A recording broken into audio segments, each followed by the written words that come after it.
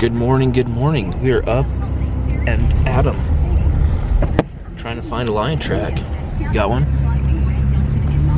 Don't got one yet. Not sure. Not yet. Gonna though. So basically, just cutting roads, looking for a fresh track. A fresh tom crossing the road last night. And then we're gonna release the hounds. Release the hounds! Right, Loki? That's what they say. That's what they say. Good news. Got our first lion track. Bad news. You think it's a day old? Well, at the most, because of how it snowed, we're gonna just check it. I'm gonna let a dog check it. We're gonna let a dog check it. Yeah.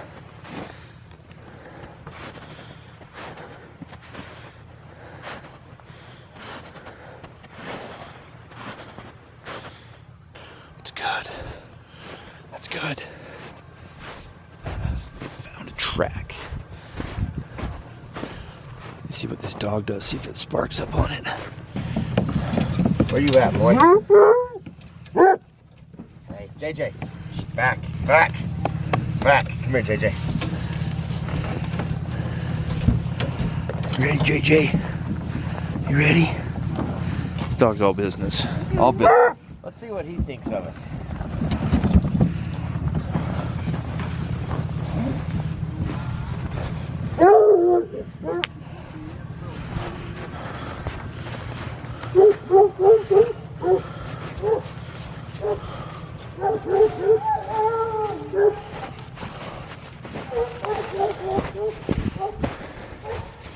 Well, we've got JJ on it. It's pretty old. JT's saying it's probably 2 days old, so we could probably run it, but it'd be a long chase. So we're gonna carry on and try to find a fresher track. It's lion hunt, man. We always talk about every hunt comes with its own difficulties. You know, this isn't the most physical demanding hunt by any means, but this will test your patience. There's no doubt about it. Me and Eric were out here last year, and I can't remember the amount of miles we put in on the truck. Probably, I think it was like 2,200 or 1,500, something like that. 6 days, never caught a lion. Never really found a fresh track. So this comes down to, are you patient enough? Are you willing to keep the time and pressure on? So eventually we'll find a fresh track, and JT, from what I hear, he has some of the best dogs around. So if we find a fresh track, I think they'll do their job. But we're gonna keep on keeping on. Look at this track in the road. I think that's a lion track anyways, I don't know. Hey JT, is this lion? Looks like a lion or a dog. One of the two. What do you think? Lion or a dog? Dog? Yeah. Can't really see the Last year, I was for sure I found a big tom track. Ended up being a sheepdog. Here's my problem when I'm looking for tracks. I don't know what the heck they look like. This one, I would never have guessed this is a cat track. JT says this is a big tom. Big tom. But as you can see, it's a few days old. We're gonna go try to freshen it up. Whatever that means. Freshen it up. How do you freshen up? You go to the next road, and hopefully it took him a day or two to get there, and he crossed that road. That's what I'm guessing that means. But JT said it was a stomper, which means big. JT, is that a stomper? Stomper. Stomper. Sure. That's one of the biggest tracks we've seen all year. New word of the day, stomper.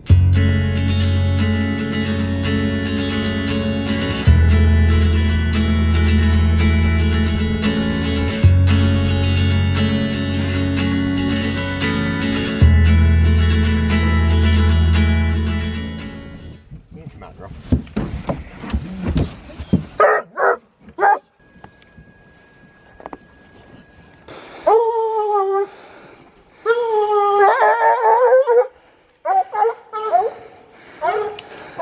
Oh, maybe did that too quick, huh? There they go.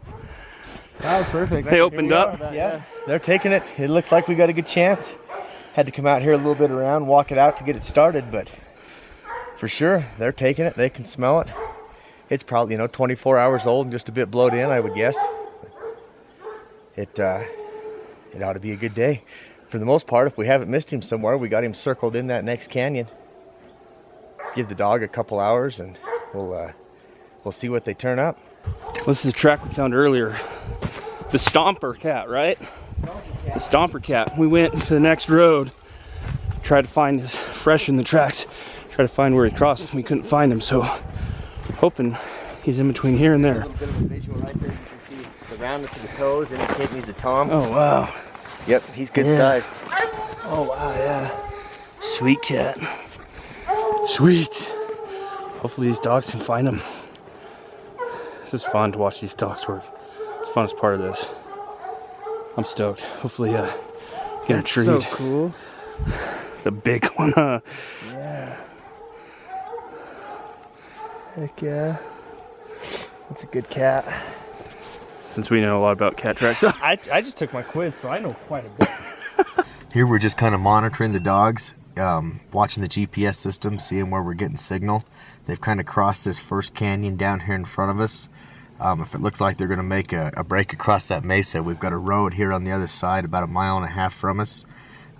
We'll jump to it and see what they're doing. Other than that, 3 miles away, we've got our second road, and that's about all we got for road options in this country. If he winds up heading that direction, it could make for a long day. Right now, they're just kind of running the rim and circling, so there's a good possibility they may stay right here in this first canyon. It's just kind of a waiting game at this point, seeing what the dogs do and deciding where to go to get as close to them as we possibly can stay. That was a really good explanation, JT. Yeah. Well, I think we have a cat in the tree. That or the dogs found a dead deer. They've been in the same spot for what, an hour? Maybe half an hour. This is the road we came to try to freshen the track earlier. And we don't know if we missed it or if the cat was just on the other side and the dogs pushed him over, but it's only 400 or 500 yards from here off this road. Hopefully it's big, that big Tom, big Stomper Tom. It's good, dude. We're already doing better than last year. We're getting the bow out this year. We're getting the bow out.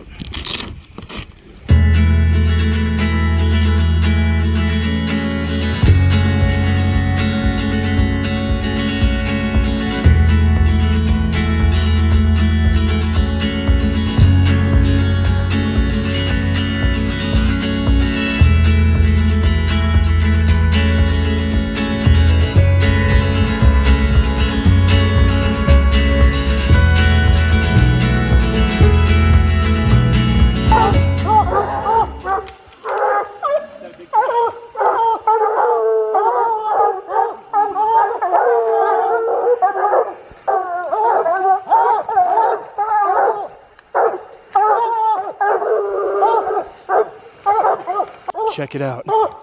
Don't mind my hand shaking. They caught the cat.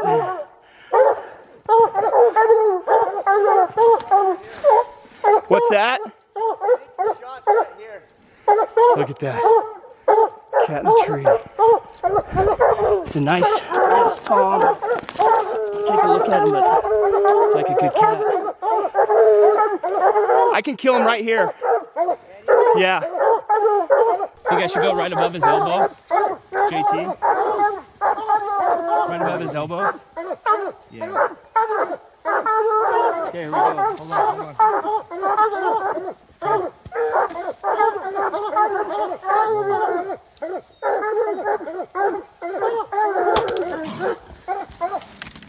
Hold on. You're good.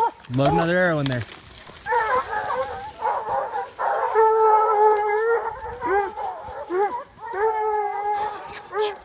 He looked you dead in the eye. Dude, did you see that? Yeah. Where'd you get him? It looked like perfect shot right there. I saw it He's passed rolling. right through him. He's rolling. Oh my gosh, dude. Did you see him look at us? Yeah. Dude. Is that what they normally do? Yeah. Dude, thank you. Thank you. Dude, your dogs are freaking rad. Very first mountain lion. That's awesome. That is awesome. See him? Yep, he's expired. I think we just found him, guys. Didn't go far. The white Defiant, Carbon Defiant, smoked him. My arrow just passed through him, just kept going down this hill. Wow. That was an adrenaline rush, man. I'll tell you what, we didn't do much. Those dogs, those 2 dogs we let go on that track. I'm gonna admit right now, JT, I had my doubts. I had my doubts this morning when he said it was a cat track, and then we came back, after we tried to freshen up, we came back and we could see a perfect track print. We let his dogs go. I mean, they've been running, what, 2 hours? Yep. 2 hours. About 2 miles. Freaking tree that thing. Good deal.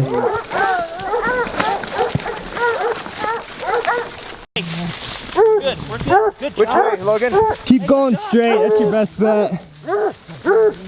I'm in the thick of it. Hey, he got smacked. 2. Oh. On the nose. I can't believe how pretty they are. It's a neat animal for sure. Dude, it's like I always say, like when I see a bear in the woods, I'm like, animal looks out of place, dude.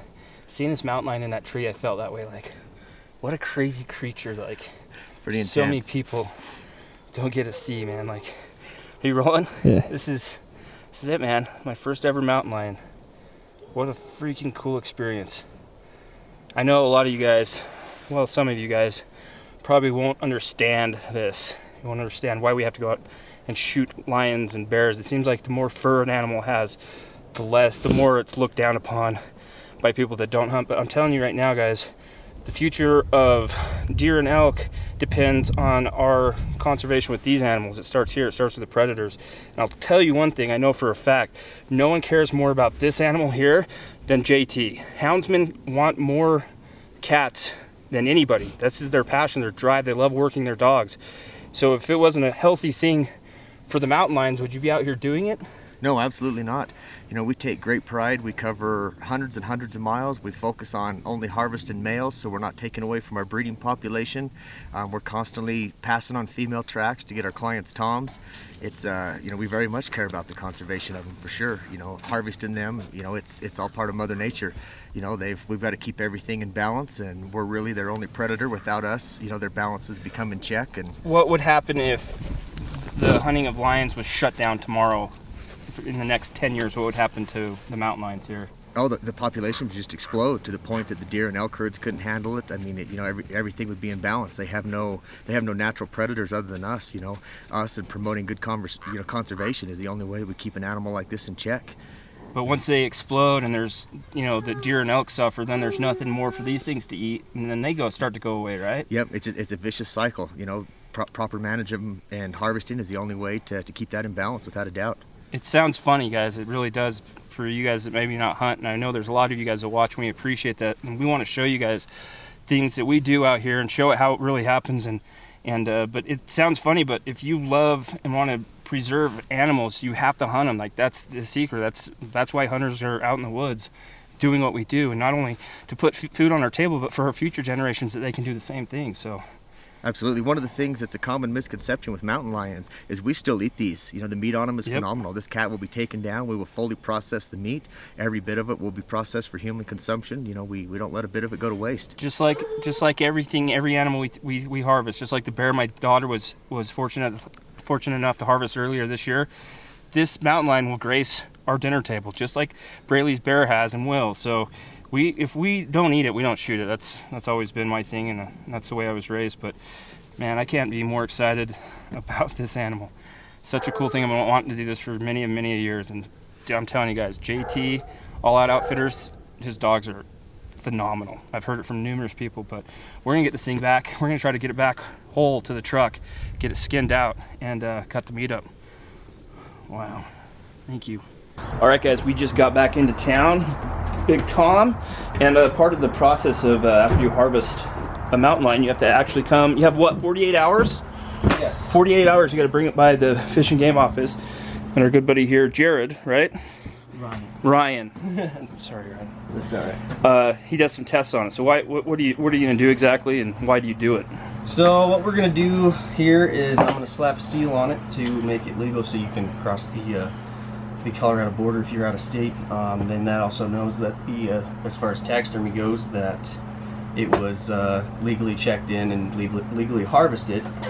I will also take DNA for some other good reasons, and then we also take a tooth, which will give you the age of your mountain lion. So Cool. So it's just like you guys are trying to get as much information about what cats you have and right. what's getting killed. Yep.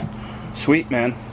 Yeah. So yeah, this is highly regulated. Like I said before, we want mountain lions. We need mountain lions, but we need to manage them in a proper way, and that's why they do all these testing and keep really tight track of how many cats they have or how many they think they have and the age of them and everything like that. So we're gonna get this guy checked in, and then we're gonna go home, go back to JT's and skin it out, and then we're gonna cut the meat out, and we're gonna do a cooking video probably tomorrow.